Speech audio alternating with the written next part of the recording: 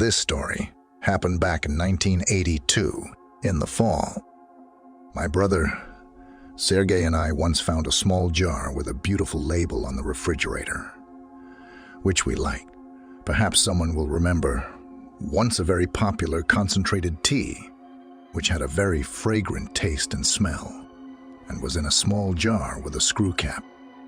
Of course, it was poured into a mug in very small quantities, literally drop by drop. My brother and I began to pour this fragrant mixture into mugs more and more often, and diluting it, we enjoyed drinking tea. One day, I discovered that my brother had literally taken a sip from the neck of this jar. He became ill and turned yellow. It turned out that for some reason he had contracted an infection, Botkin's disease, jaundice. I, in turn, was a direct contact tea, and also enriched myself with the same thing, only in much smaller quantities. A few days later, we were admitted to a children's hospital, where children of different ages were lying. We were received not very friendly by the local sick guys. There was even a scuffle. Since the medical staff was not present in the evening, the nurse on duty was not particularly interested in what was happening around. It turned out that the seats in the wards were occupied, and my brother and I were laid right in the corridor. I found myself almost at the end of a long hospital corridor, right next to a closet with hospital corridor, right next to a closet with hospital linen and a storage room, the windows of which were always dark. The most interesting thing is that the hospital itself was old. The rounded ceilings, corridors, and stairs were painted with light blue paint, and the air was filled with typical hospital smells. I got an iron bed, an old one, with a creaking mesh.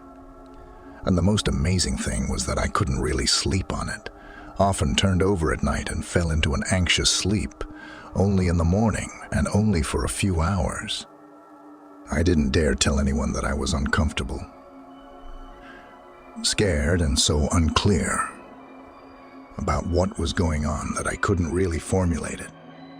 It seemed to me that from time to time some boy was looking at me from above. Now he was looking with his black, empty eye sockets out of the windows of this pantry. Then suddenly he would be close and start scaring me with a terrible face. Then he was pulling his hands towards me, and I didn't really understand how to get rid of this obsession.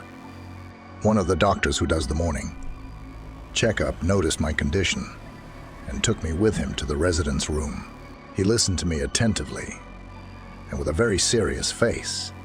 Then he called the staff, asked me to get out and wander around, not to go far. After the meeting, my brother and I were transferred from the corridor to one of the wards, much moving the beds of the inhabitants. My crib, creaky and heavy, was folded up again and dragged away to the very storeroom where it lived. With a bang, she hit the wall and finally froze in anticipation. After our housewarming, everything improved a lot. We got to the ward where the very guys who clashed with us were. We became friends, and in the course of conversations, it turned out that one of the guys was settled on this squeak, which I found myself on, who panicked under any pretext, begging, asked to put him at least on the stairs, just not on that very white piece of iron, as he told in detail practically what I saw for myself. The end of this story was that one of the women who worked at this hospital for a very long time carefully told me the story that several children died on this particular bed, and those who were lucky enough to be on this particular bed and those who were lucky enough to be on this bed experienced what I saw. I must say, right away, that this is my story, and I'm not going to compose something, embellish it, or create a scary plot on purpose. It is possible that the information is fixed on this subject, and she continues to wait for her new guest. Surprisingly, today, by the will of fate, I found myself working at the Novosibirsk Meshalkin Clinic, a very famous place where legendary surgeons perform fantastic heart operations. And at the back of the corridor, I saw an empty, without a mattress, a white iron bed, yes, the one with a rising back, on wheels, an old chariot.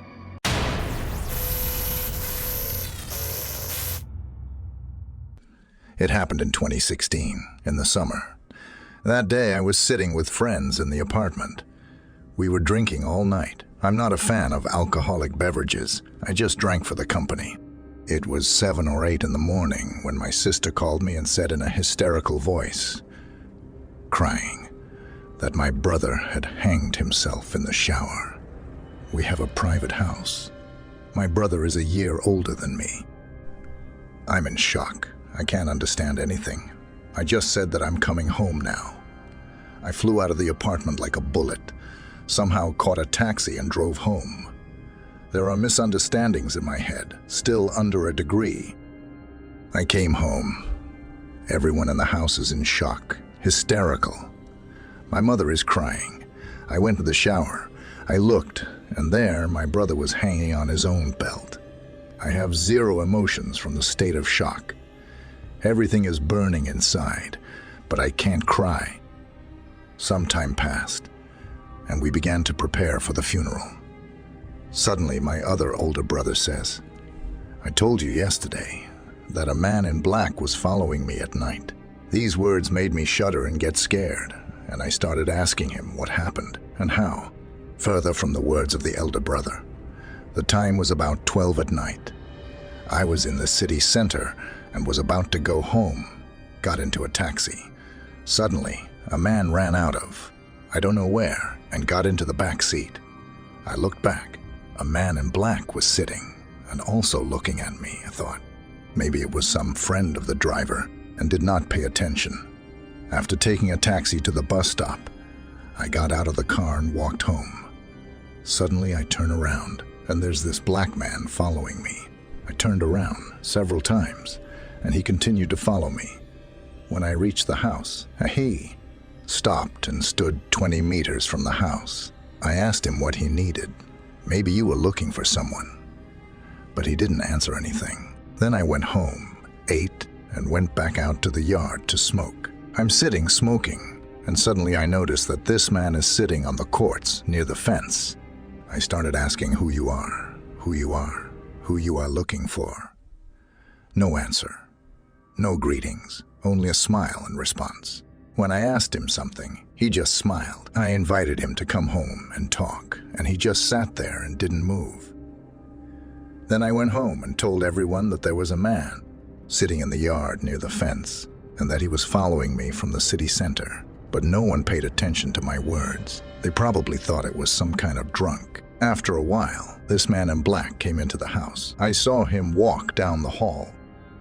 That night, at about 4 o'clock, my brother, who hanged himself, left the house. My sister looked out the window several times, worried, wondered where he could go at such a time, and went back to bed. At 7 a.m., our neighbors, who rent a house in our yard, found my brother hanged. That's the story we had.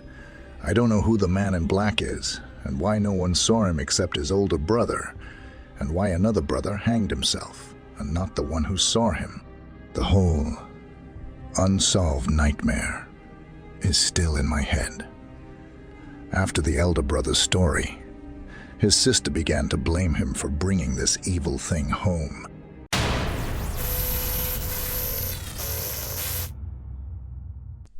I went to the forest to pick berries, and since the places were not familiar enough to me, I got lost.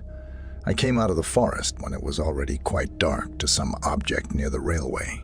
4 small, inconspicuous houses with no lights on. I knocked on each of them, and as it turned out, all 4 houses were abandoned. But the last house, The farthest one was not locked. Unlike the others, I went inside, hoping to get some rest after hiking in the woods. It was warm inside, but it smelled damp. It was clear that no one had visited the house for a long time, but everything was neatly cleaned and clean. I sat down on the bed and listened. Water was gurgling somewhere nearby. Apparently a stream was running. The moon appeared in the only window. It was already late, and I decided to spend the night in this warm place until morning. I lay down on the bed and quickly fell asleep. I don't know how long I slept, but I woke up with a strong desire to go to the window. My feet went to the window on their own. The sound of the stream was in my ears, but it was louder than before. I looked out the window and was stunned. In the light of the moon, about 30 meters from the house, there was a silhouette of a large creature right in front of the window. The noise of the water in my ears became even louder. The silhouette did not move. He stood silently and looked at me. I don't know how long it lasted, but something suddenly shook its head and slowly walked heavily towards the forest. I felt very weak.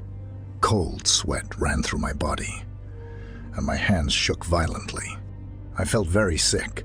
I was so tired that I somehow reached the bed back and fell unconscious. I came to my senses the next day. The sun was at its zenith. It was clearly noon, but I did not feel strong after sleeping. On the contrary, I wanted to sleep even more. My soul was very disgusting and anxious, but I gathered my strength and left the house. Strangely enough, I no longer heard the murmur of the stream. I left this ill-fated place, and although it was hard to walk, after a while I still got on the highway and went home. I don't know what it was, but it seems to me that this creature hypnotized me and took away some of my energy. Thoughts of death and suicide swarmed in my head for several days after that. If it was a man, he was huge, 3 meters tall or even more.